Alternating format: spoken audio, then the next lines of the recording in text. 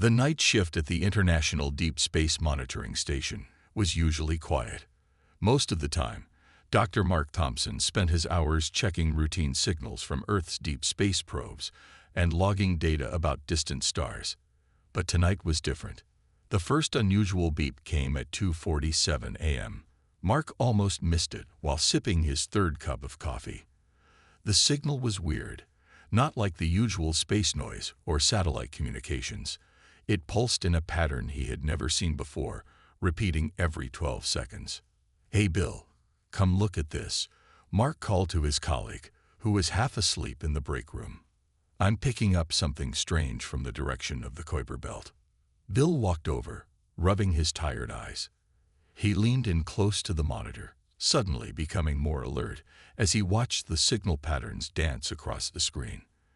"That's not one of ours," he said, pointing at the unique wavelength signature. "And it's too organized to be natural." Mark's hands flew across the keyboard as he ran the signal through various analysis programs. Each result made his heart beat faster. The signal wasn't random. It contained complex mathematical sequences that could only have been created by an intelligent mind. "We need to call Dr. Roberts," Mark said, reaching for the emergency phone. As the head of the station, Dr. Roberts needed to know about anything this unusual. Within 30 minutes, the quiet station was buzzing with activity. Scientists from different departments crowded around Mark's workstation, arguing about the signal's meaning. Some thought it was a glitch. Others suggested it might be interference from a secret military satellite. But Mark knew better. This signal was coming from much, much further away. Dr. Roberts ordered more of the station's dishes to focus on the signal source. As they gathered more data, a clear picture began to emerge.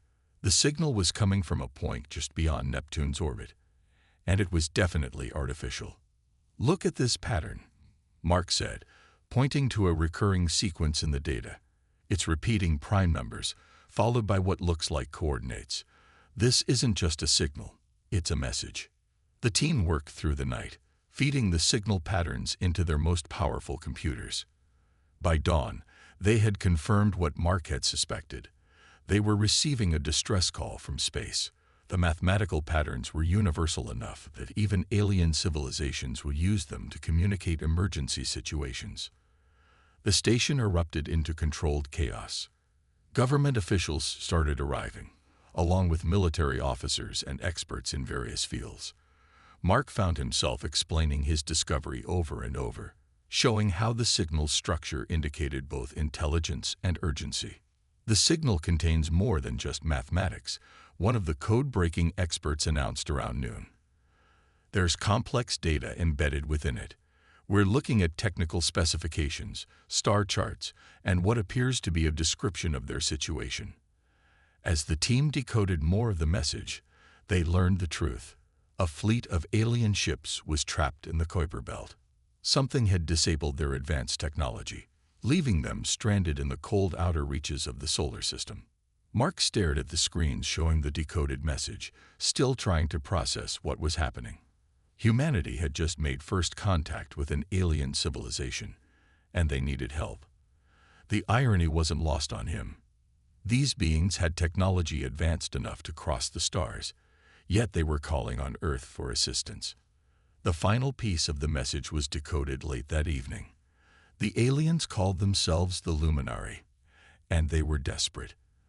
Their life support systems were failing, and their highly advanced technology was useless against whatever force had trapped them. "They're asking for our help specifically," Dr. Roberts announced to the room. "According to this message, they've been observing Earth for some time. They believe our primitive technology might be their only hope." Mark looked around the room at his fellow humans, scientists, military personnel, and government officials all working together, facing the reality that humanity was about to step onto the galactic stage, not as conquerors or victims, but as rescuers. "Well," he said, allowing himself a small smile, "I guess the night shift just got a lot more interesting." Captain Jane Miller stood in front of the assembled world leaders on the emergency video conference, trying to hide her nervousness. Just 3 days ago, she had been running routine space rescue simulations.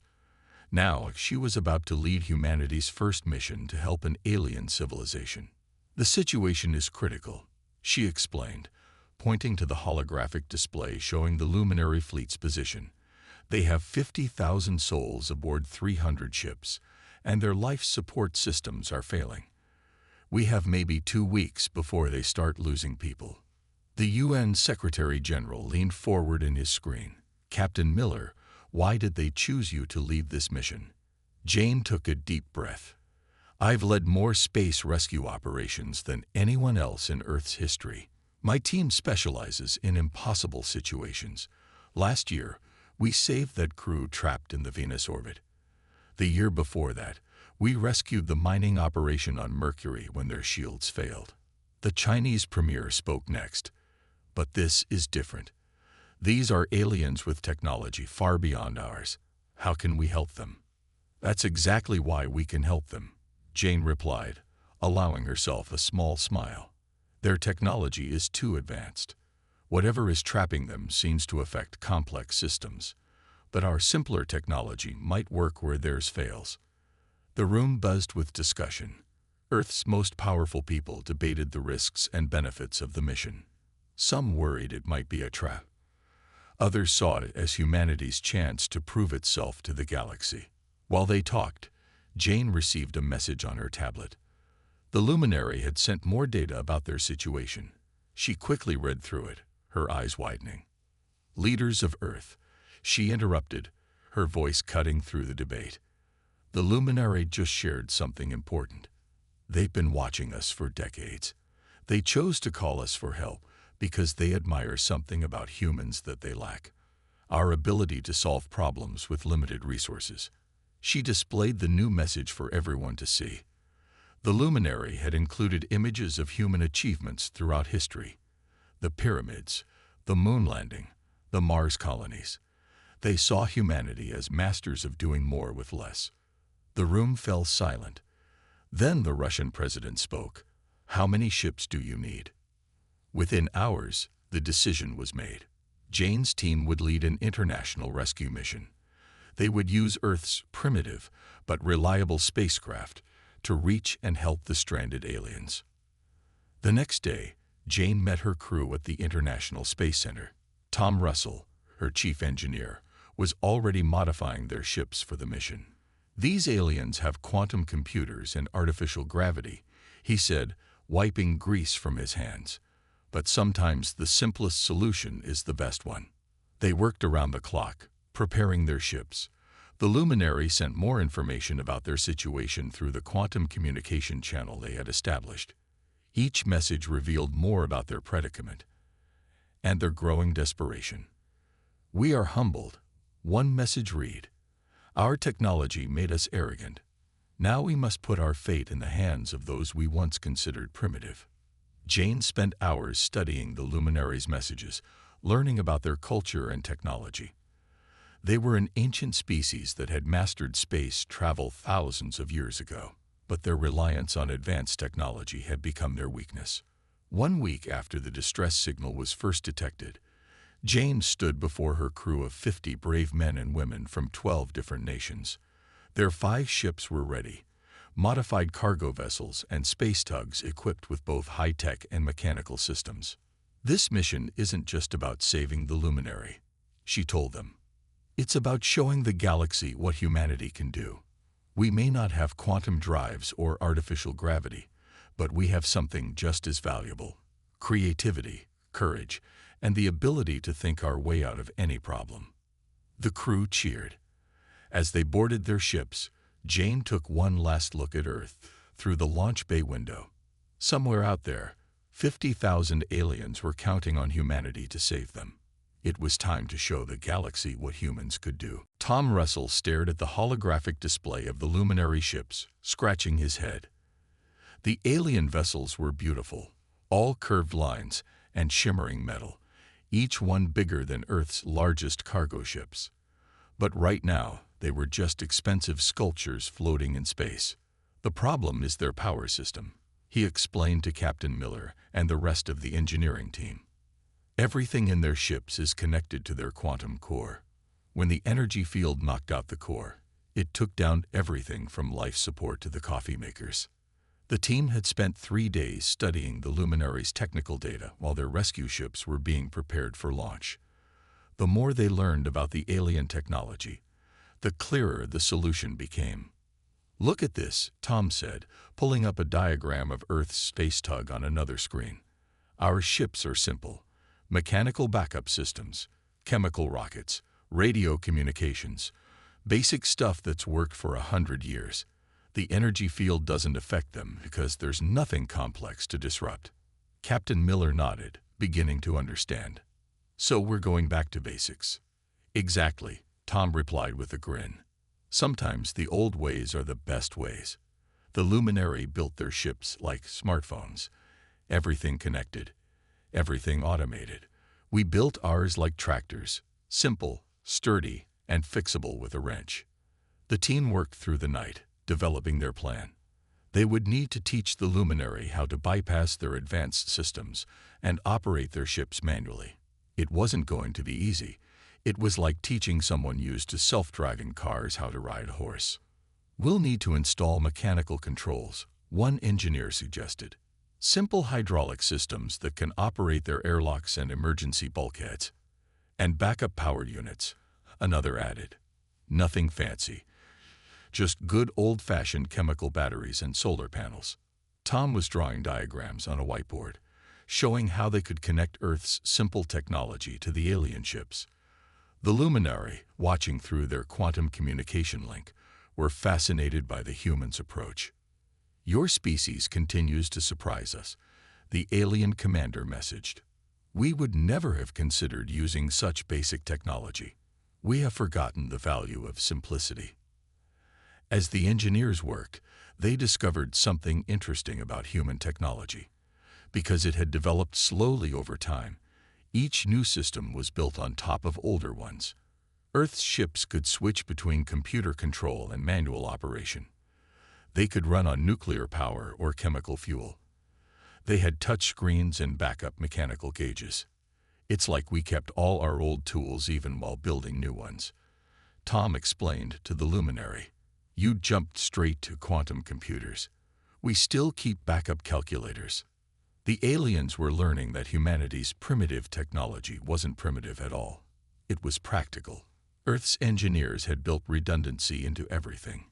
If one system failed, there was always a backup, usually simpler and more reliable than the primary. By the end of the week, the team had finished modifying their rescue ships.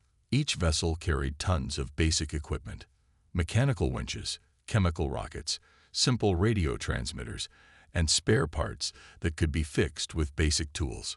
The luminary built their ships assuming nothing would ever go wrong. Tom told Captain Miller as they did their final equipment check. "We built ours knowing something always does." Captain Miller looked at their fleet of 5 ships. They weren't beautiful like the luminary vessels. They were blocky, covered in cables and external tanks, with big mechanical arms and sturdy docking clamps. But they were tough, reliable, and most importantly, they would work inside the energy field. "You know what this reminds me of?" she said to Tom. "Those old stories about space explorers getting stranded on primitive planets. Except this time, we're the primitive ones coming to the rescue." Tom laughed. "Maybe being primitive isn't so bad after all. Sometimes the simplest solution is the best solution." As the launch countdown began, the team felt a mix of pride and nervousness. They were about to show an advanced alien civilization that humanity's greatest strength wasn't its technology. It was its ability to solve problems with whatever tools were available. The 5 Earth ships lifted off from different launch sites around the world. Captain Miller watched from the command deck of her ship, the Horizon, as the other vessels joined formation in Earth orbit. They looked tiny compared to the task ahead. 5 small ships setting out to rescue 300 massive alien vessels. "All ships reporting ready," her communications officer announced. "Engine systems normal. Backup systems standing by." Miller took a deep breath. "Send the message to all crews. We're going to light speed." Their ships weren't as fast as luminary vessels, but they were sturdy.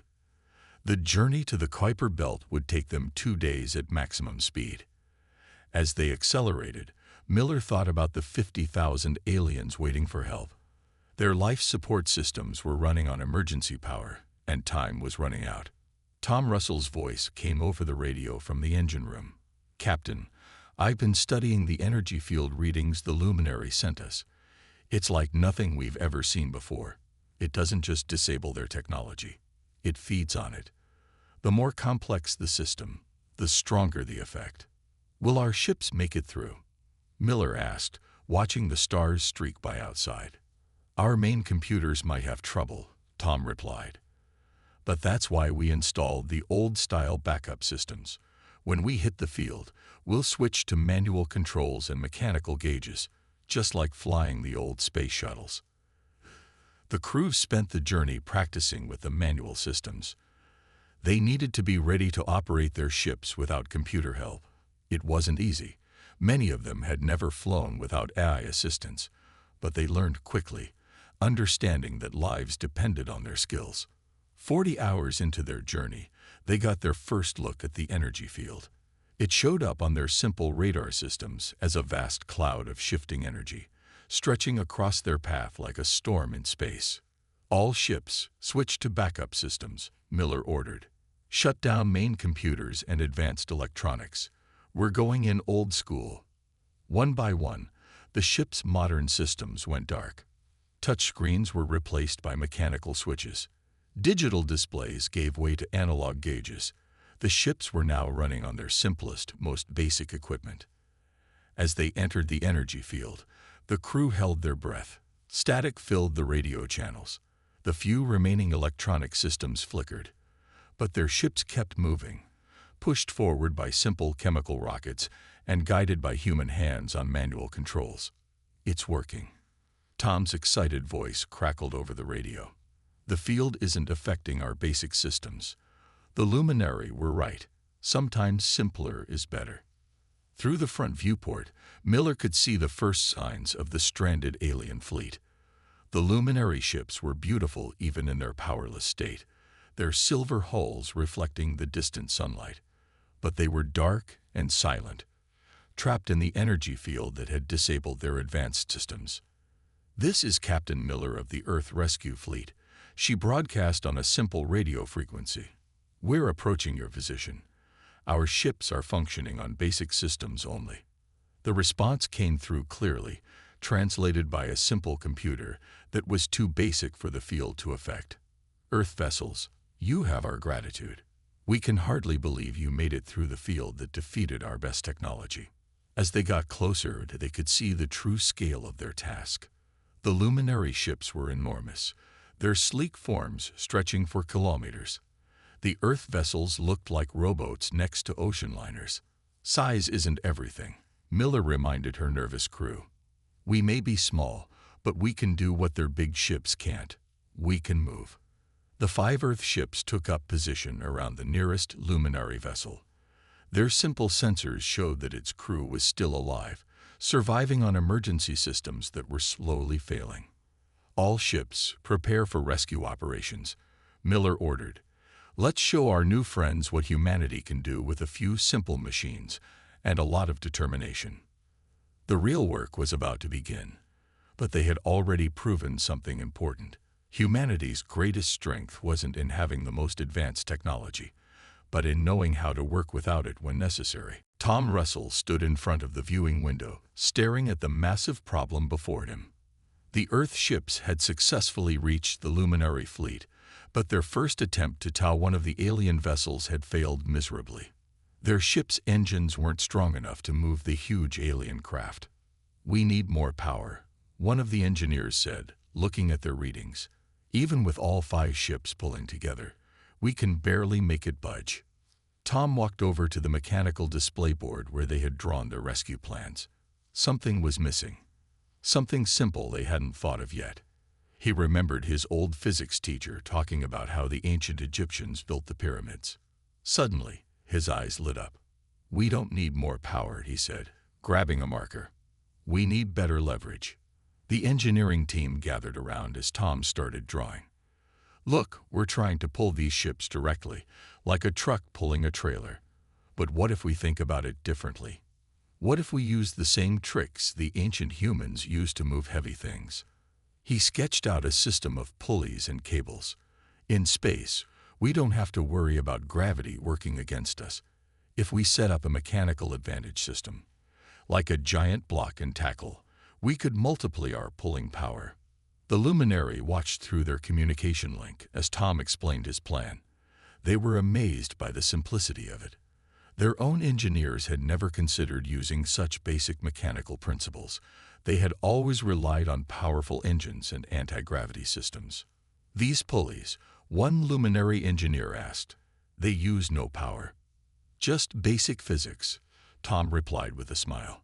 The same principles humans have used for thousands of years to lift heavy things.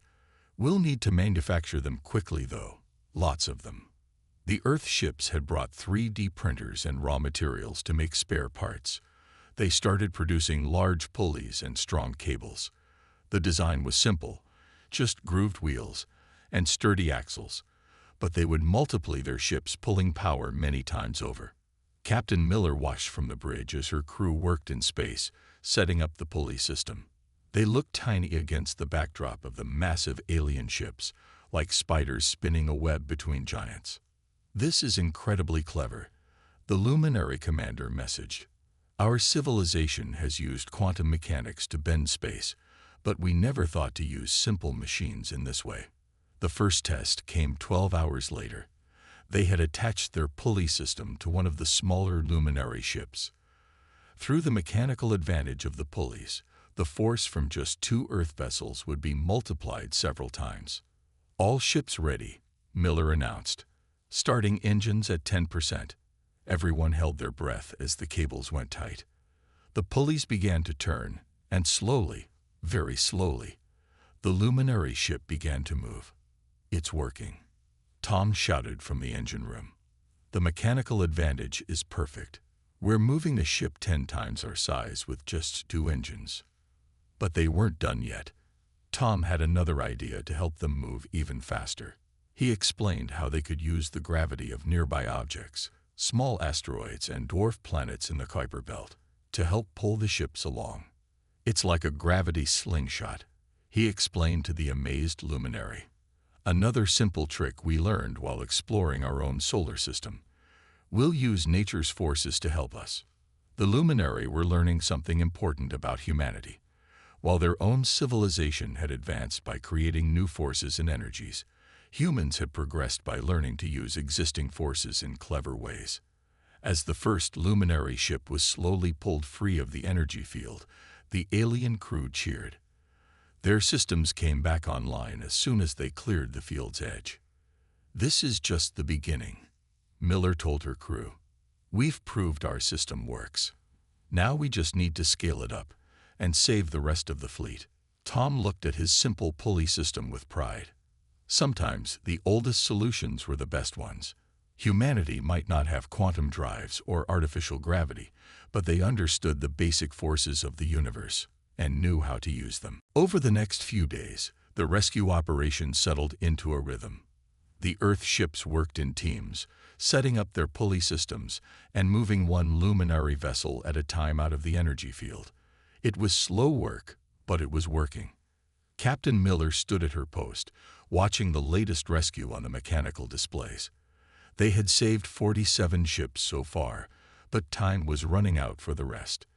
The life support systems on the remaining vessels were getting weaker every hour.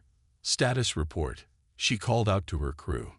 We've got 15 ships hooked up to pulley systems, her first officer replied. Teams are working on setting up 10 more. The luminary crew we trained is helping to build new pulleys using their own materials. That had been Tom's idea, teaching the luminary how to make and use the simple machines. At first, the aliens had been confused by the basic technology, but they learned quickly. Now they were eager students, amazed by how much could be done with so little. Captain, a voice called out urgently from the communication station. We're getting emergency signals from the center of the fleet. One of the large ships is losing power faster than expected. Life support is critical. Miller looked at the displays. The ship in trouble was deep in the energy field, surrounded by other vessels. It would take hours to reach it using their usual method. "How many people on board?" she asked. 5,000, came the reply. Mostly families with children. The crew fell silent. Their normal rescue procedure would take too long. They needed a new solution, and they needed it fast. Tom's voice crackled over the radio. "Captain, I have an idea. It's risky, but it might work." He explained his plan quickly. Instead of trying to pull the ship out slowly, they would use all 5 Earth vessels at once. They would set up their pulley systems in a new way, using the other luminary ships as anchor points. "It's like a spider web," he explained. "We'll spread the force across multiple points. It's the same way humans built those big suspension bridges back on Earth." The luminary engineers listened to the plan through their translators. "This is very dangerous," one of them warned. "If the cables snap, it could damage multiple ships. If we do nothing, 5,000 people will die," Miller replied. "Sometimes you have to take risks to save lives." The crew moved fast, setting up the new system. They ran cables between the stranded ship and several nearby vessels, creating a web of pulleys and anchor points. Every piece of equipment they had was put to use. "All ships in position," Miller announced. "Engineering, how are the cables holding?" "Cables are strong," Tom replied. "We're using the steel-carbon mix we brought for emergencies. Old technology, but reliable." Miller took a deep breath. "All ships, begin power-up sequence. Take it slow and steady." The 5 Earth vessels fired their engines simultaneously. The web of cables went tight. Pulleys started turning, and the massive alien ship began to move. Warning alarms blared as the cables stretched to their limits. "Hull stress increasing," someone reported. "Cables at 80% capacity." "Keep going," Miller ordered. "We're almost there." The next few minutes felt like hours. Every crew member watched the displays, hoping the cables would hold. The stranded ship moved through space like a water skier being pulled by multiple boats, guided by the web of pulleys and cables. Finally, the ship cleared the edge of the energy field. Its systems came back online immediately, and cheers erupted from both human and luminary crews. "We did it," Tom said, his voice tired but happy. "The crazy spider web actually worked." The luminary ship's captain sent a message. "We had lost hope. But you humans, you never stopped trying to find a way. You risked your lives and ships to save our people. We will never forget this." Miller smiled. The rescue wasn't over. There were still many ships to save, but they had proven that even the most difficult problems could be solved with courage, creativity, and simple machines. 2 weeks after the rescue mission began, the last luminary ship cleared the energy field. The massive rescue operation had succeeded without losing a single life. As the final vessel's systems came back online, both human and alien crews celebrated together.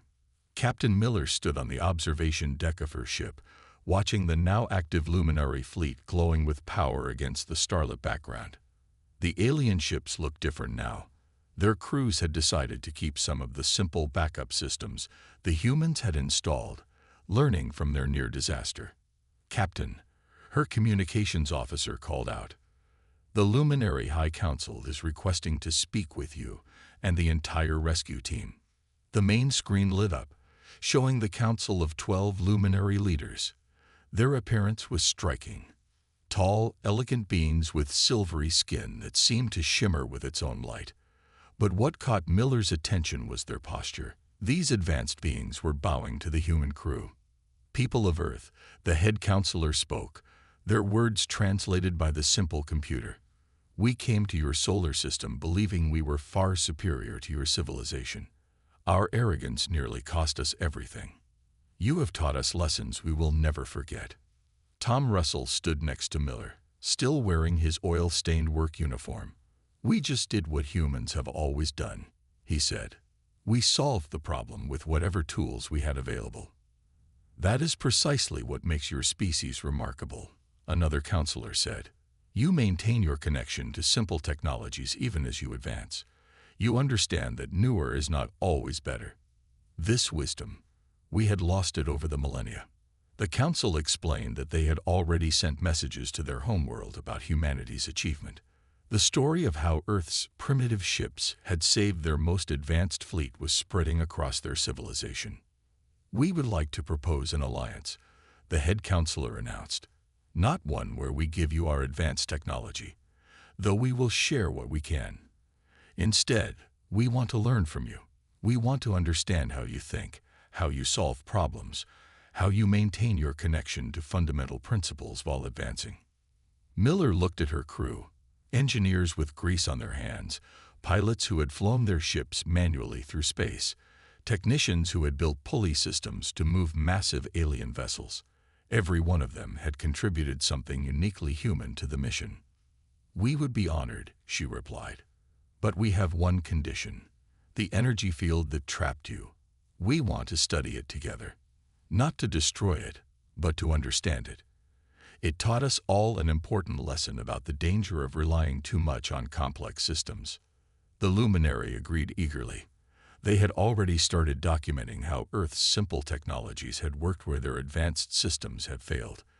Their engineers were fascinated by the basic mechanical principles humans still use. There is an old saying on our world, one of the luminary engineers added. We thought it meant that less advanced civilizations would eventually catch up to us. Now we understand its true meaning. The young races remember what the old races forget. As the Earth ships prepared to escort the luminary fleet to a safe distance, Miller received one last message from the alien crew she had helped rescue. We came here thinking we would find primitive beings till learning to reach for the stars. Instead, we found teachers who reminded us of truths we had forgotten.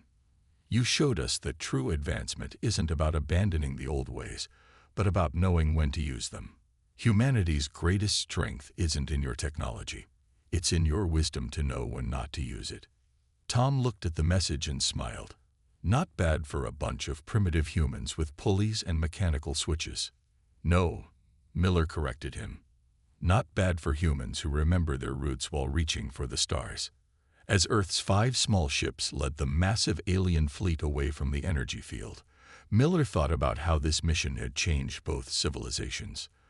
The luminary had learned the value of simple solutions, and humanity had proven that they were ready to take their place among the stars, not because of their technology, but because of their unique way of thinking. The greatest adventure, she realized, was just beginning.